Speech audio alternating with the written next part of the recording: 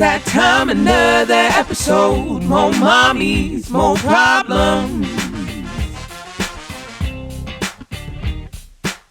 You know, so I think that is what has helped me to get through so many different things and to like overcome things, because I had that mindset, because nobody else can take that from me, you know. So you're like, this is mine.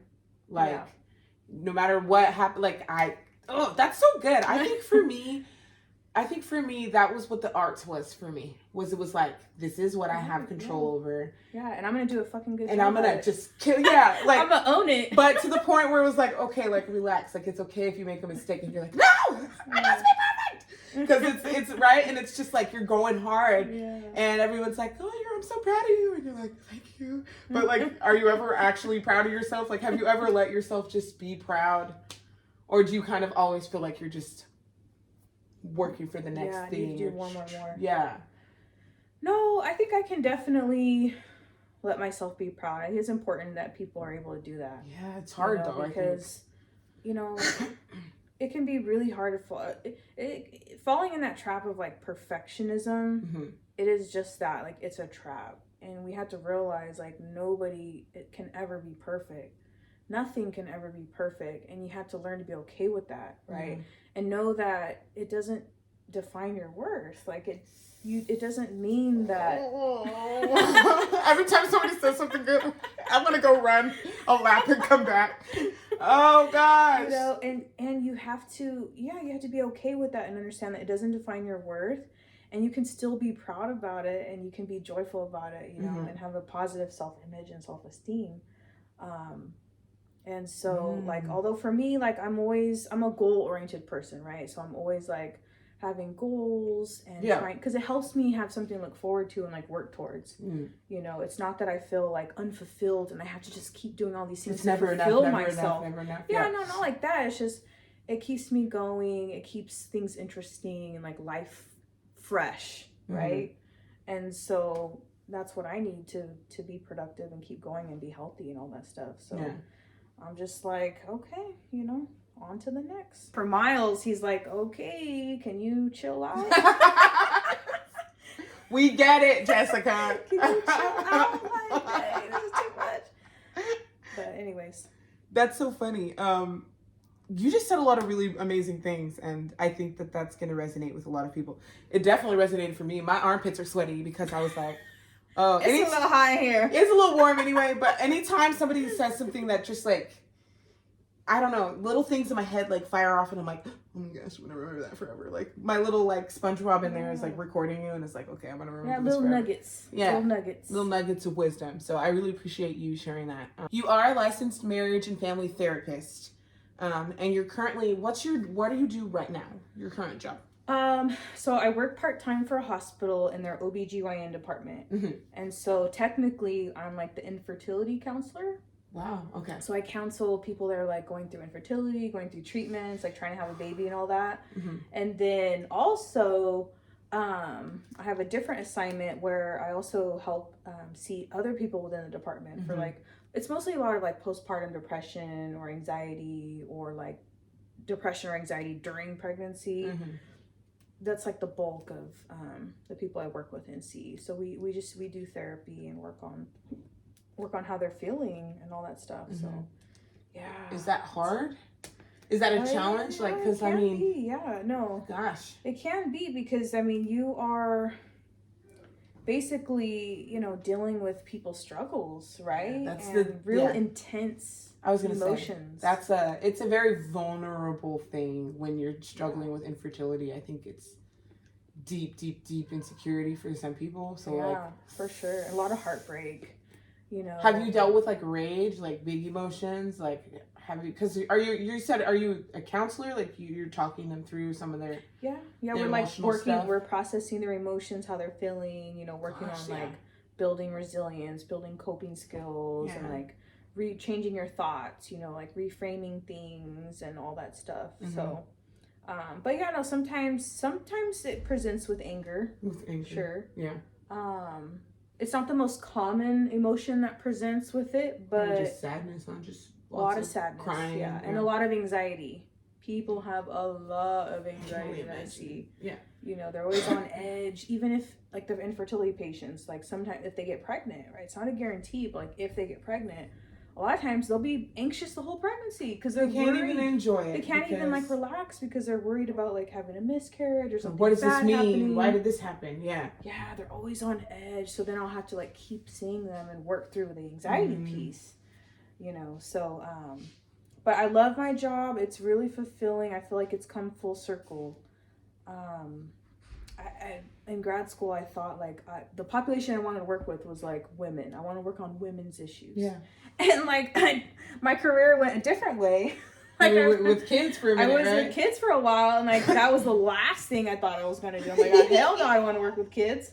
But then when I actually got there, like, okay, I kind of like this. This is kind of fun. Like, we play games. We do fun stuff. Yeah. I can teach them a lot of things. And kids are very special. We could play, like, we play basketball together. We do all kinds of activities. Like, I love working with kids. Anyway, art therapy, good stuff. But, you know, like I said, so that was kind of surprising. But, you know, doing the whole surrogacy stuff kind of really, that became a passion, you know, like helping people with fertility and getting pregnant and having babies and starting families and things like that. So it kind of drew me to that position. And now I get to work with, like I said, like, not just infertility, but other women, like women going through postpartum depression and anxiety and things like that. That's good work you're doing. It is. Yeah, is it rewarding? It is. No, it is. It can be really hard work and mentally draining, right? Do you feel, because I know for me, like, the reason why, like, because I love psychology and I love all of that, and I'm like, I feel like I over empathize with other people's emotions. So do you have to, like, because, like, even right now, like, you're pregnant, like, are you talking with people that are struggling with fertility, and do you feel guilty? Do you feel like, oh, like, do you know what I mean? Like, is that heavy on you? Stuff can come up, right? Yeah. So, no, I don't feel guilty. But period. I don't. Well, it's you have to separate, you know, you have to have that separation. Even being a therapist in general, that's got to be hard, being able to separate. Well, yeah, it's an important part of the job. Like, we have to learn how to compartmentalize and separate, like, our own stuff. We have to keep that in check. Because I'm sure things overlap. We can't be transferring stuff onto our clients. Yeah. And clients can transfer stuff onto us too. So we have to have boundaries and, like, keep things separate, right? And also, it's not our job to, like, fix everything. Because there's some things that literally can't be fixed. Like, I can't go solve a person's infertility problems. You know, that's out of my control. I wish I could.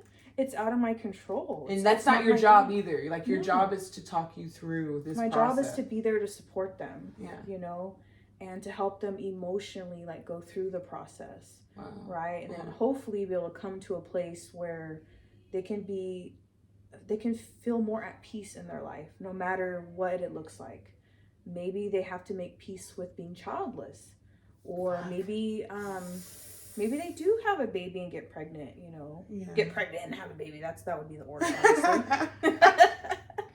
And then we're preparing for, like, those challenges.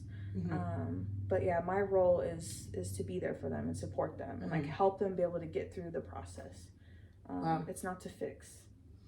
I wish I could fix everything, but I can't, you know, I'm not, that's not my job. So, I mean, you have to, like, when you're done, like, you leave your shit at work. You can't, like, take it home and be all like, oh man, my client, she was so sad today. And now I'm sad because she's sad and I don't know how to feel other things because my client's sad and I can't make it better. Well, the thing is, like, when you're a person that has a lot of empathy, like yourself, right? Like, you can really, you can take on other people's emotions. You can feel their energy, right?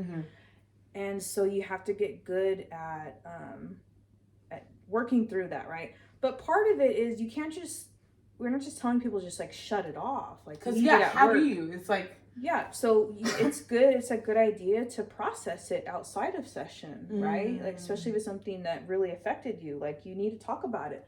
So, like, you know, I'll talk about things, like, we have to keep confidentiality. I'm not going to tell anybody's, like, personal information, but I can still kind of generalize things. Like, I have a client and this is the situation. So I do it with my husband, and he does the same thing because he's a cop. And so he sees a lot at work too. And so he's able to vent about stuff that happened at work. and I vent about some things if it was heavy, or I have colleagues, like people in my field that I can talk to because they understand, you know. We can do like consultation, you know, about certain cases and things like that. And it's recommended, like we really should. We need to be able to process that stuff so that we don't hold on to it, right? And it doesn't affect us heavily in that way. Yeah. Man, you and Miles are just serving the community. And we is. And you out here serving the community and trying not to take you home with you. Sheesh. Man, I mean, you have to have a lot of balance, you know, with that. And boundaries, like okay, this, like, which part of this is not me? Like, that's my biggest issue all the time is it's like, I get so, like, in the emotional stuff that, like, I forget where I begin and someone else begins. I'm like, where? Okay. We're gonna need to, like, cut this right here. Like, it's hard. So, like, jobs like that can't be easy to, like, even being in his field, like, being a police officer, it's like, yeah, it wouldn't be for me, that's for sure. I couldn't do that work. That's hard work. And it's kind of dangerous too. Like, do you get scared at all about, like, oh geez, especially, like, I mean, cops aren't always, like, cops right now. Right, to be a good wife. Not should, but no. Coming out of 2020, like, cops were in hot water for a minute, and I feel like a lot of people don't like cops. So, like, that, I think, for me, would add that extra layer of, like, just that unknown variable of, like, what the fuck, people are crazy, and, like, you know, it's a weird time, right? Fortunately, like, I think it's nice that he works in a small town. He doesn't work in the city that we live in. Yeah. He works in a different city. It's a small town, and they do have a lot of, like, appreciation for their officers. Yeah. They're not like, fuck the police. No. So he's pretty safe. Yeah, no, he's pretty safe. He's pretty good. That's good, yeah. We kind of talked about it a little bit, but you've had to overcome some substantial obstacles and trials in your life. And you've quite literally fought your way through to be where you're at right now. What advice would you give to any younger mommies who are in the middle of their own storms trying to make their way through? So you said that you kind of channeled some of your stuff into just what you can control. Would that be, like, advice you would give? Just focus on what, you know? Yeah, definitely. So some advice would be, focus on what you can control and let go of the rest. That's hard. It is really hard. Something else that really helped me, especially through, like, really dark times, was tapping into spirituality. You know, it honestly really did save my life. And you're Christian. Yeah. So, like, I grew up kind of going to church in my younger years, but then, like, went through this period where I thought, like, they're all hypocrites and liars, and the person who abused me was a pastor. Okay. So it's like, so you could see how, like, I spent years just not wanting anything to do with like religion or Christianity until I went through my own, like, crisis and felt like I don't have the strength within myself. I need something bigger than me, right? Something bigger than me to hold on to hope and, like, you know, let me know that things are going to be okay. Like, things are going to turn around and things are going to be okay. And so for me, like, that was the turning point. Like, that was helpful to let it go, right? Like, it wasn't my burden to carry. I could let it go and find strength elsewhere. Like, I didn't have to be strong. I didn't have to be super strong. I could be weak and I would be okay, you know? But yeah, so, like, that helped me out. And then having good supports around, you know, like, just tapping in, because a lot of times people will tend to, like, isolate when they're not feeling good, but we need each other. So hang out with your friends, like, hang out with your family, people that you love and care about, not people who, like, drag you down and make you feel bad, but people that lift you up, right? That's important. Hang out with the good friends who are actual friends, people not the, like, lift you up friends, and they're just, and you know, and also, you know, tapping into, like, the things that you like to do and the things that are fun for you. You know, like, for you, I know, like, you're into the arts, and it makes you feel so good. Like, when you're doing things that are wholesome and, like, I'm, like, not even alive. Here anymore. It's like, if I always say, if it's something that can pull me away from my phone and I don't care about my phone for, like, 3 hours, I'm like, that's the thing right there. So exercise too for me lately has been like that too. Like, oh yeah, I don't for even, sure. yeah. Exercise, yeah. It's Movement, like helping. that's why I tell my clients like all the time, like exercise is not just, there's a lot of physical benefits, sure, but like mentally benefits, too. yeah. I'm like, that's a big You goal. look good, you feel good. Yeah. When you look good, you feel. Have you seen did you see the Kevin? I posted this Kevin Hart thing. He's like working out in the gym and he's like, when you work, when you look good, you feel good. When you feel good, you do good. And he's just like, he's just being really extra though in the gym, and it's hilarious. Yeah. But like actually working out, and I was like, I'm gonna try that one. What's that? What are you doing? Yes, but like it does, and it really does make a difference though. So moving your body, getting some exercise, you know, all that good stuff, and just remember like you have to have at least a little glimmer of hope. You know what I mean? That's what helps us get by and like keep going. We have to have a little glimmer of hope, and even if like you may not believe that things are going to get better, or you don't see how that's going to happen, a little bit of hope that it will get better, right? Because it will. And there's this quote I remember seeing. I'm a quote person, that helps me too. But like, there's this quote that was like, everything will be okay in the end. And it said, if it's not okay, it's not the end. And like that really resonated with me and like helped me like keep pushing through hard times. Right? It's not the end. Like this isn't it. Like there's more. Isn't it. There's more. There's more to your story. Oh, that's sometimes nice. It can be hard to see that. Yeah, right? And then you get stuck. That's what I was saying earlier. It's like I spent like basically like right when I graduated high school, right getting close to graduation from high school, all the way to like right when I met your brother actually was just my stuck period. And I was just like, and like I was really sad, and mine wasn't as like I wasn't like getting into all kinds of crazy trouble and stuff. Some people like they get into drugs and all kinds of crazy shit when they're in that stuck place. Yeah, it can be real destructive, right? Like really self-destructive. And I was definitely destructive, but in different ways. And so for me, it was a little different. It wasn't life threatening. It wasn't life threatening, but I was messy, you know. And I was stuck, and I just didn't like. I didn't have a job. I didn't want a job. I was at my mom's house. I didn't care to leave. Like, you know, I was just very stuck. And it took me so long I talk about it in one of the other podcasts. I signed up for Fresno City like 6 times. And so every time I would go to sign up, I'd be like, I'm about to sign up for school. I'm doing it this time. Yeah. Then I'd go and it was like, here's all the other 6 times that you signed up for school and said you were going to do this and you still have not done it. So now I'm doing it. But I think it's... You get excited and you get encouraged to move forward with your life, and then the smallest thing discourages you, and it's like 3 steps back. And sometimes like I'm seeing even some of my family members, like they do well, and then as soon as something knocks them down, they stay down for a minute. And it's like, what happened? You were gonna. I have a quote for that. Yeah, hit us with the quote. I love the quotes, man, because they stick with you. Yeah. The quote is, okay, so you have 1 flat tire, right? You gonna slash the other 3? Like, you about to slash the other 3 tires? Why would you slash the other 3? Just fix the 1 tire. That's what you do. Like, people self-sabotage because one thing wrong happens and then they feel like it's all all gone to shit. Who cares? So, why do I try? Let it go. And it's, But why do you want to slash the other 3 tires? Wow. They're still good. Yeah. Fix the 1 and keep it moving. And keep it pushing. Yeah. You got places to be. You're late. You gotta get gas. You can't be slashing your tires. That's gonna cost you more. Now you have 4 tires to fix. Just pay the $100. Get the tow guy to come. We got stuff to do. Yeah. That's a beautiful analogy. I'm gonna use that one later. I'm gonna have it tattooed like across my chest, like don't slash all 3 tires.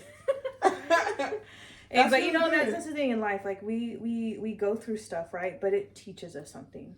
It was there for a reason. Sometimes it's hard. I feel like for me, with my own personal experiences, I'm like, what was this for?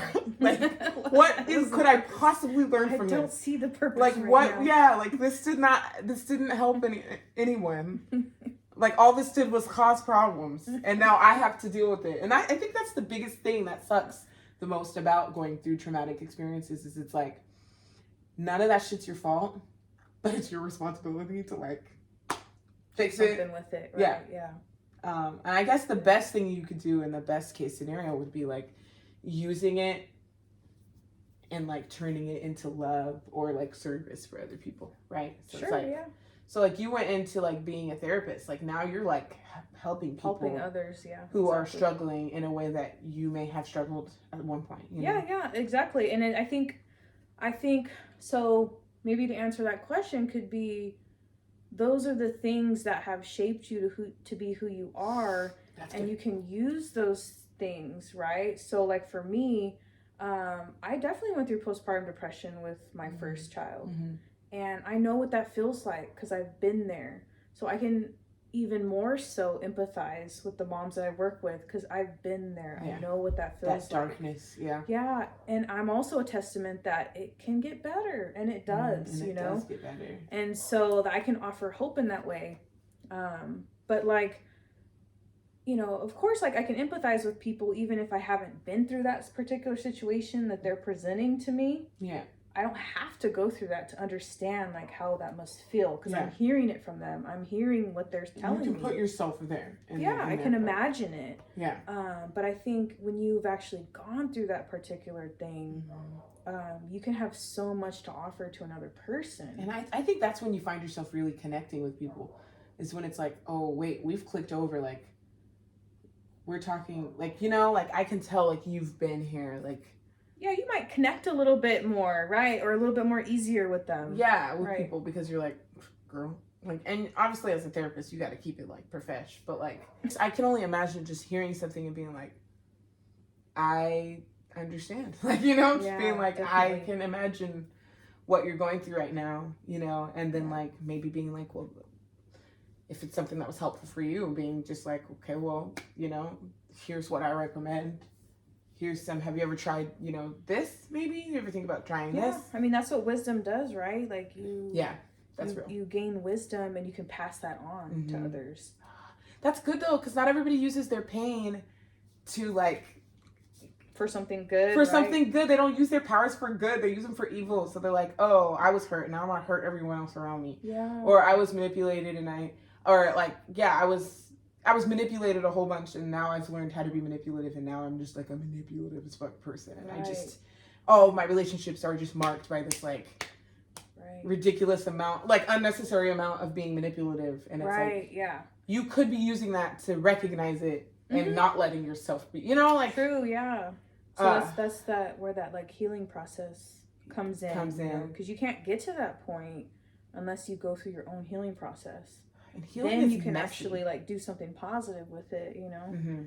Otherwise you get stuck in that like negative mindset or you know, where it holds so much weight over your life that you can't move on from it.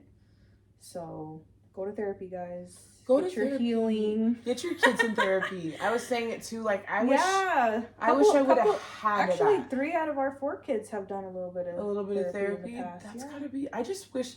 I was struggling at an age where they were like, oh, she has ADHD.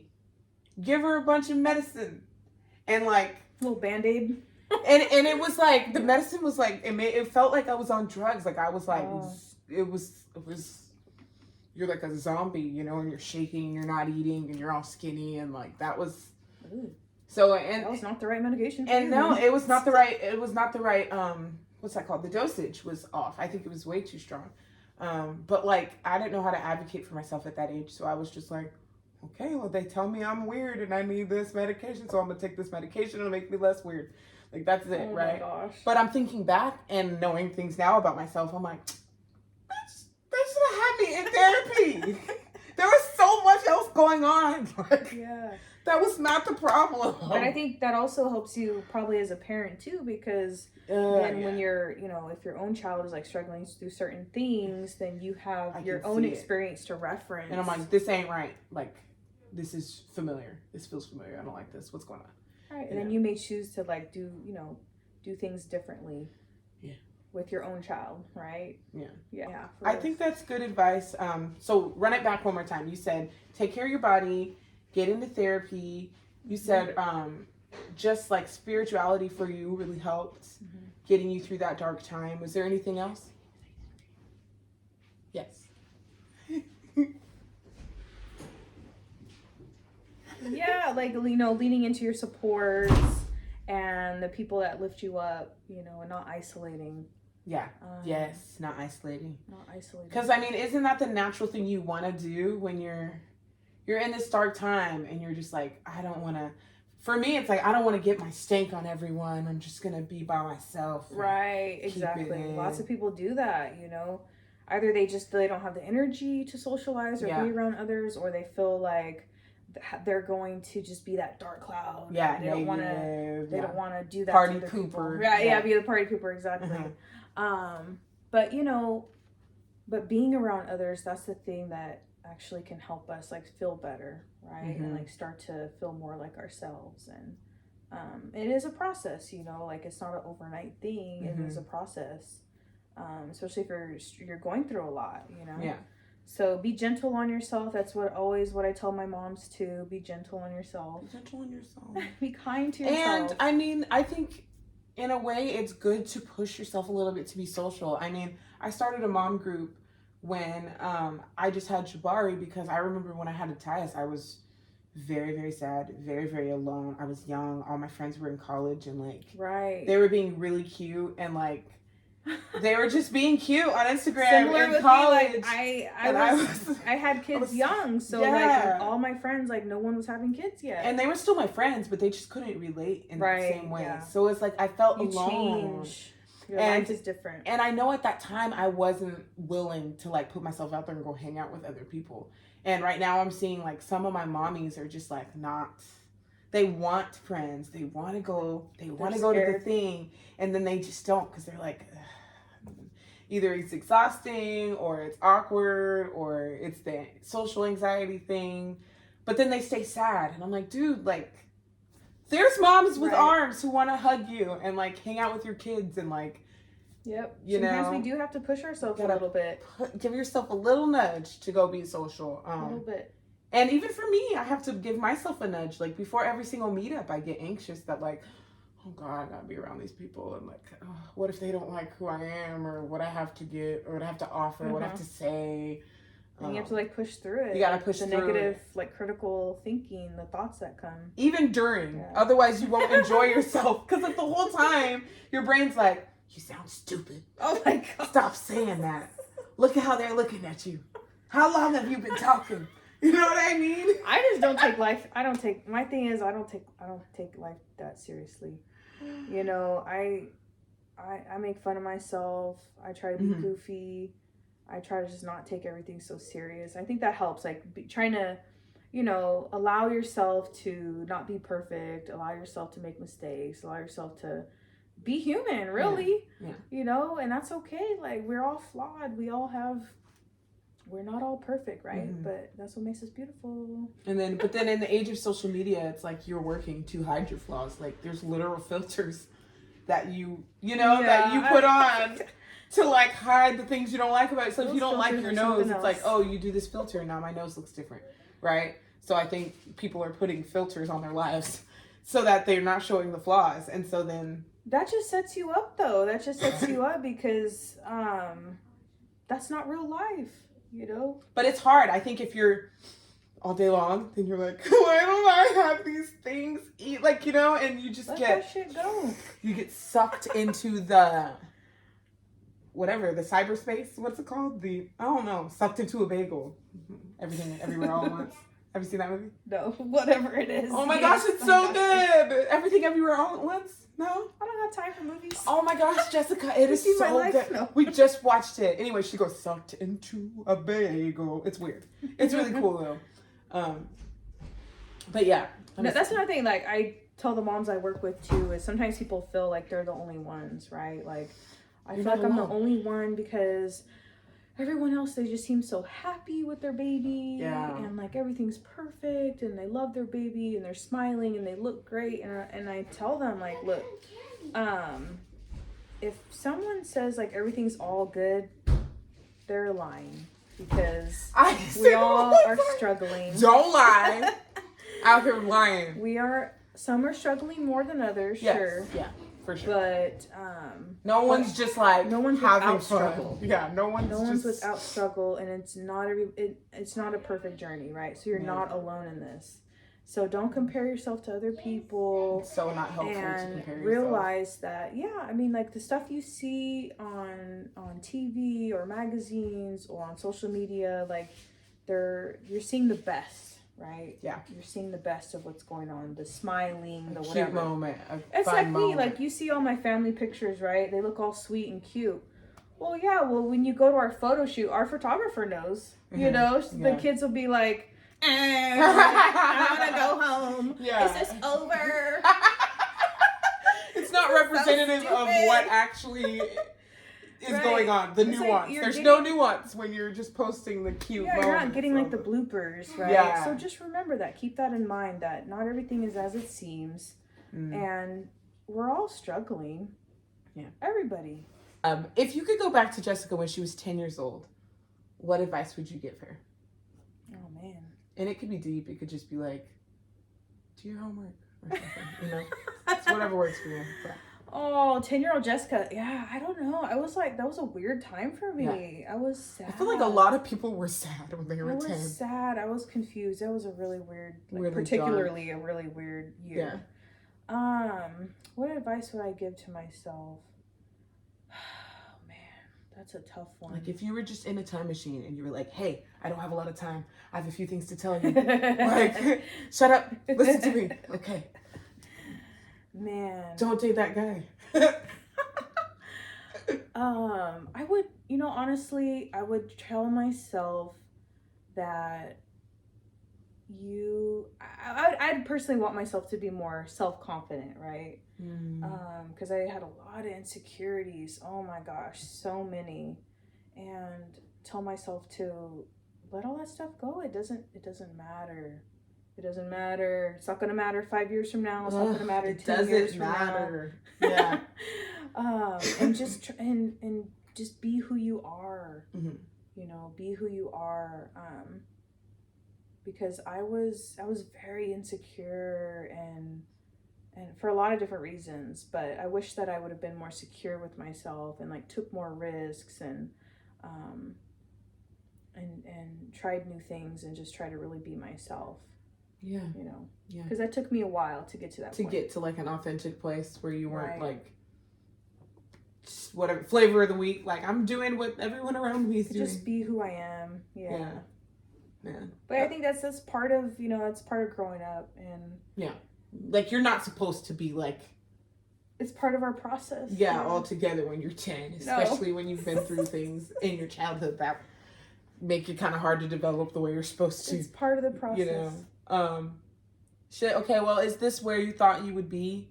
Did you exceed your own expectations? Why or not? Why not? Like, did you want to like, did you have an idea of who you wanted to be when you were like younger? And is that like where you are, or do you feel like you kind of went somewhere different? I think I have. Like I said, like I think I have had. I'm a goal-oriented person, right? So I've had all these different goals and things I want to do, and blah yada yada yada yada. But the thing is, none of those things happen on the timeline I thought they were going to happen. Okay. Yeah. Okay. Like I had the kids first. Just get that out of the way. Then we had to finish school. Then yada yada got married. Then we did the house. Like I did a lot of things unconventionally, not on the timeline that I thought for myself. But yet I still kept pushing through. Right. Didn't let that hold me back or set me back. It just didn't happen on the timeline. So I had to have patience with that. Yeah. Throughout my life. Like patience, trusting the process, knowing that like each step gets you there, right? Yeah. So don't give up. Like keep climbing because it will get you there. If you don't keep climbing, you're never gonna get there, right? It's like, so you want to slash? Stay stuck. You want to slash all 4 tires, or are you gonna? Yeah. Are you gonna call the tow truck guy? So I think now I'm content because I feel like I've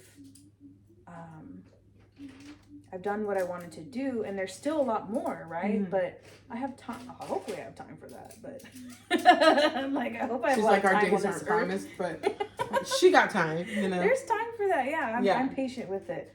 But no, I feel like I did. You did. I met my expectations, and I can be content with that. That's good. Yeah. You just gotta keep climbing though. Yeah.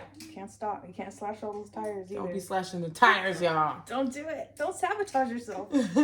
You are worth it. Okay, well, I guess we can close this out in a minute here. Let me see. We do something where we do a mommy win and a mommy fail. I start my meetings, my little meetups with that, where we go, oh, it's a mommy win and a mommy fail. So, yeah, do you have one? A mommy win and a mommy fail? Oh, gosh. Yeah. And it could be small and big. Your mommy win could be like, I didn't yell at my kids today. Amen. You know what I mean? Like, it could be whatever. So. Oh, man. That's a good question. Mm-hmm. Man, I don't know. A mommy win could be, my kiddos are, they're pretty good. I have to give them credit. They are good kids, yeah. They're very sweet kids. I love all of them. They do well, right? They're hardworking, like they get good grades. They're not into like drugs, not that I know of. They're not into drugs or drinking or like hanging out with the wrong crowd. They don't have a desire to do that either. They're not like they're on a good yeah. path, right? Yeah. So in that way, that's a win, right? Yeah. Because it's like a parent's worst fear at this age too is right when it starts to change destructive things and like, oh god. Yeah. But so far at this point in our life, doing pretty good. Well. Yeah. Mommy fail. I don't know. Probably yelling, cussing.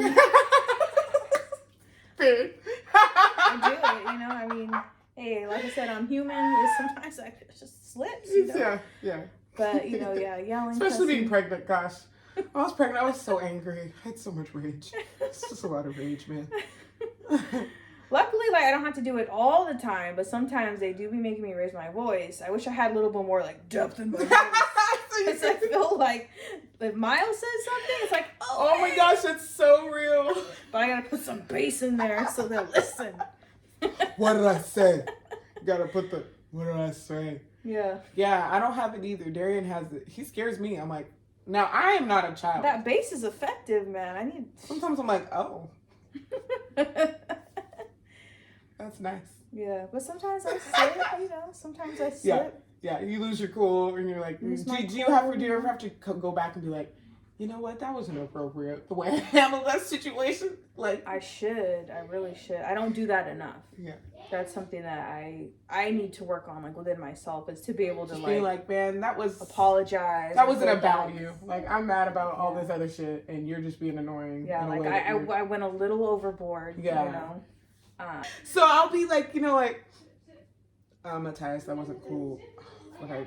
And I feel like a lump in my throat, and I can't. It's hard to get it out. That wasn't cool, man.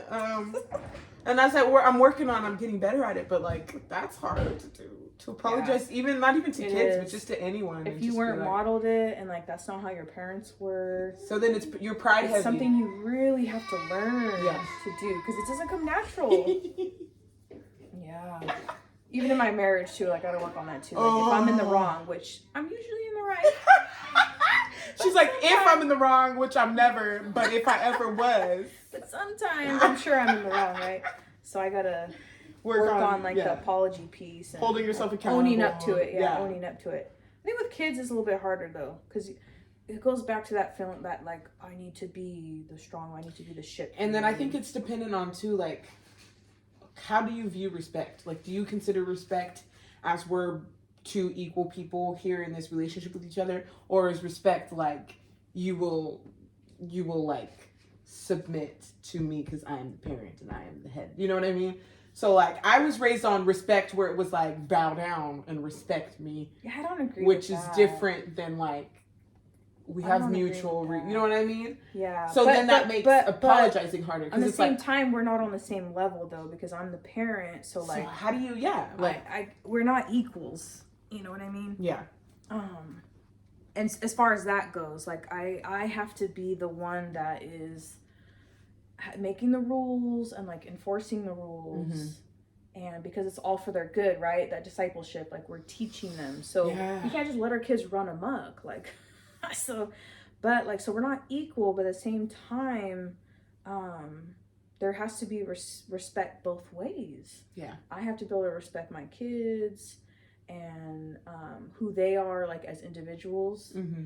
And as teenagers, like, that's testing us a lot, you know, like we have to respect our differences, respect their privacy, respect their independence, their need for independence, you know, but at the same time, yeah, like we want to be respected too. And that's actually one of my hot points is if I feel disrespected, like that's when I'm like, when you're like snap, because I'm like, oh no, I don't tolerate What that. are some things that would make you feel disrespected from like your kids? Like what kind of behavior? Just like not listening to you after you say something multiple times, not taking you seriously, like talking back, like all the above. The above. Yeah, the things that really get under my skin would be talking back.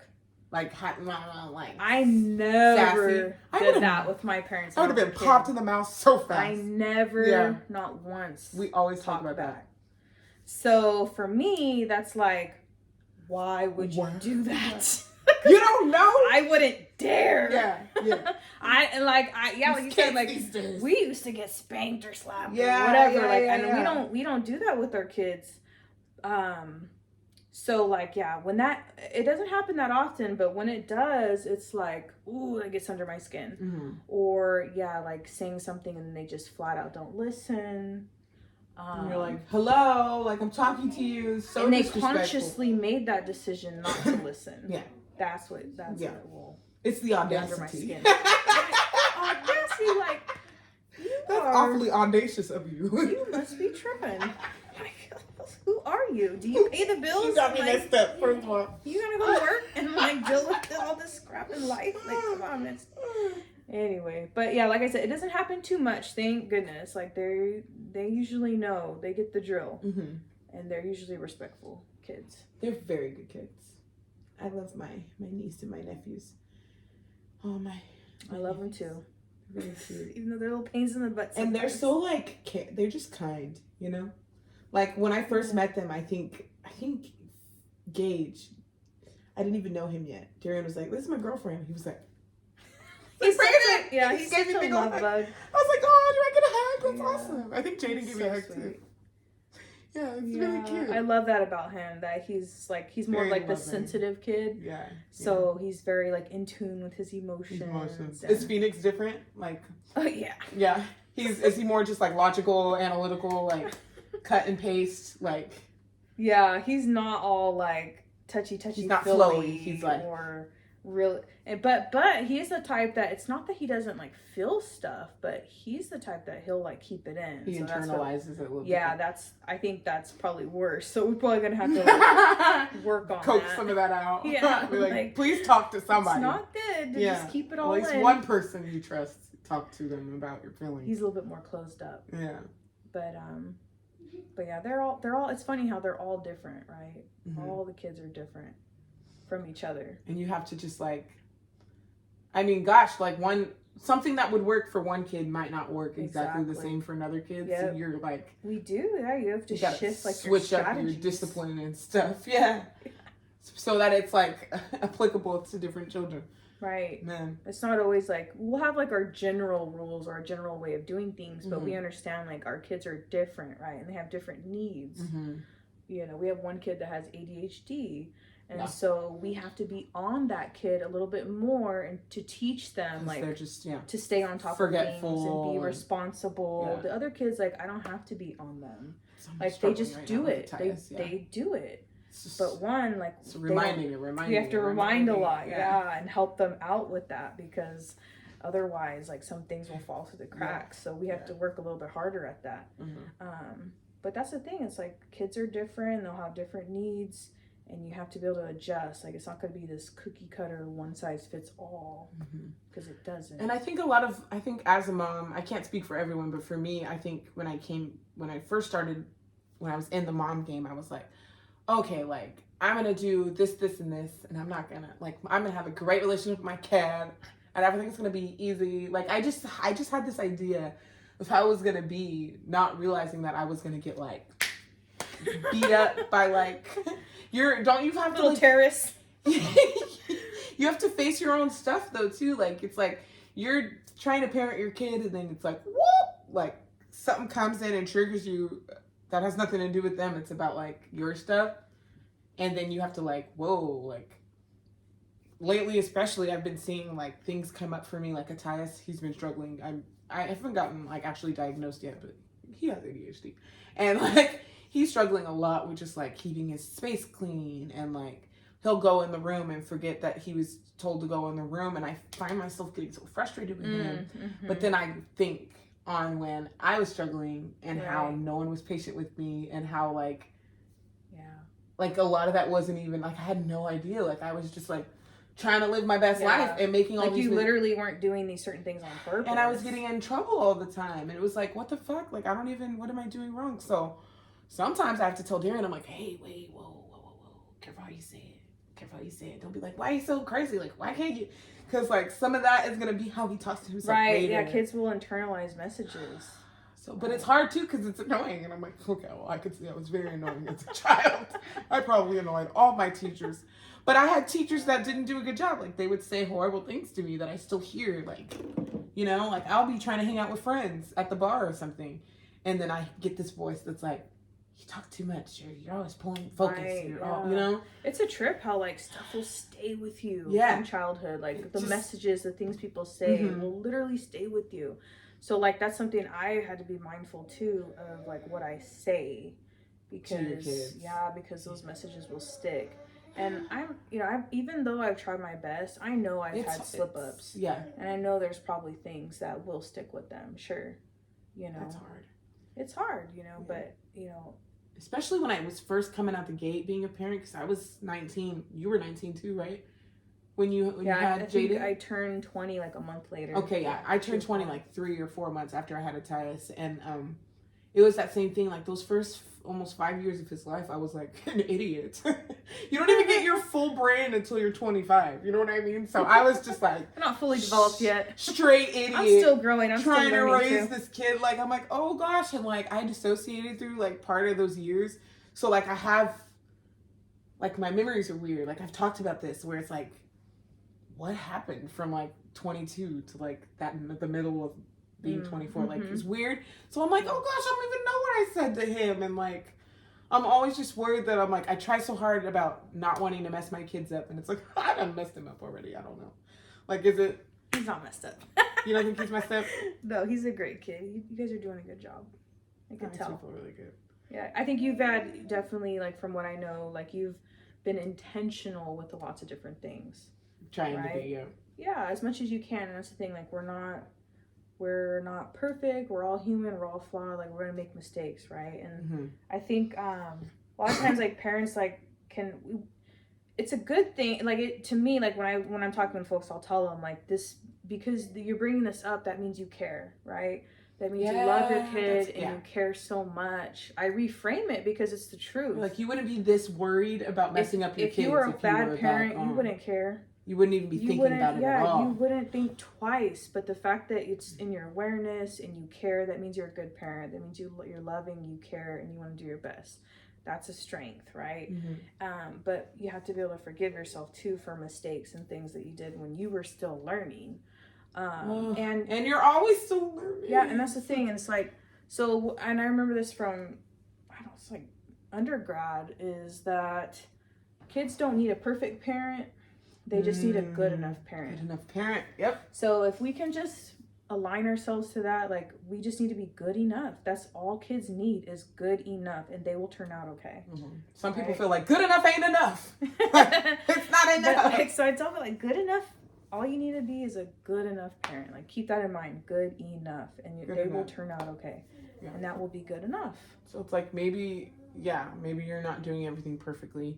You're not getting it right every time, but you're putting your best foot forward. And that's to be expected. Yes, but I do think it's hard. I think a lot of the times kids will test you. Yes, they will. And let's face it, like I said, like we never fully arrive, but of course, as we go through experiences, we gain wisdom. Yeah, we do. When you know better, you do better, right? But like we're constantly learning throughout our whole lifespan. So and that's the way it should be. Like I don't ever want to just stop and then have nothing to grow, like nothing, you know what I mean? Like what's life? There's always more to learn. There's always more to the evolution of just being here, constantly evolving, constantly changing. So I mean, we got to be able to like forgive ourselves and just be okay with being good enough, because that's the goal. Like, and you are good enough. I think that's, you know, it's easy, especially like I said with social media, to be like, I'm not good enough. It's like, girl, put the phone down. Yes, you are. Like that person doesn't even feel like they're good enough. Like, you know what I mean? Like, true. A lot of us, like, we're feeling like we're failing, or like we're not doing enough, we're not good enough. We have to check ourselves, you know, when we're having those thoughts, because that thought, like, that's not gonna help us be better. And it takes you on a swirly ride of like spiraling too if you stay there too long. Like when I start thinking about like all my flaws and all the mistakes I made, and why didn't I just pay attention in geography when I was 17 years old? Why did I ditch class so much? Why did I want to be like someone's girlfriend so bad? I'm like, girl, it is what it is. You can't get stuck there, because you just gonna be like, why did I make all these choices? Right. Why? Yeah. It's like, man, it is what it is. Like what's done is done. It's happened, and we can't like go back in time and fix it or change it. And the only thing we have is like today, you know. So when I work with the postpartum moms and everything, I think one thing that is super helpful is that for them personally, because a lot of times like first time moms especially, they'll feel like they're alone, you know. And it's like, no, like a lot of people have felt this way or have gone through these things. It doesn't make you a bad mom. It doesn't mean like there's something wrong with you or you're less than. Like a lot of us are going through these things or have gone through these things. And something that's really helpful for them is to like hear that and then get support from others, like be with others, be with other moms. Push yourself a little bit to be social. Definitely, because they're, you know, you're not alone, right? You don't have to be alone. It's so validating to hear like other people have similar stories or similar thoughts or, you know, different things, or even just to like hear the differences, you know, different people's experiences kind of puts your own maybe into perspective. And you're like, oh wow. So you're either like, well, maybe I'm not an alien, like you feel less like an alien. You're not an alien. You're not an alien, like you're a human. You're not the only one. I think sometimes too when you're in your own storm, you're like, woe is me. It's so hard for me. And you don't have to go through it alone. And then you look at over there, like if you would just look over there, you would see like there's like 4 other bitches also like in their own storms. It's like we could come together and we row in our boats and our storms together. Like, how you doing? They're like shouting over, you know. So anyway, thank you. I love you. This was awesome. You too. I had a great Thanks for having me. Give me a hug. Oh, making you bend over. That's so stupid. I'm sorry. This has been Mommies, Mo Problems, your podcast destination for all things mommy. Stay tuned. We're gonna have some more cool stuff, and you got to do the thing. There's a thing we do. Wait, put your water down. Oh shoot. Okay, so we go. Thank you for listening to our podcast. Mo Mommies, Mo Problems. See you later.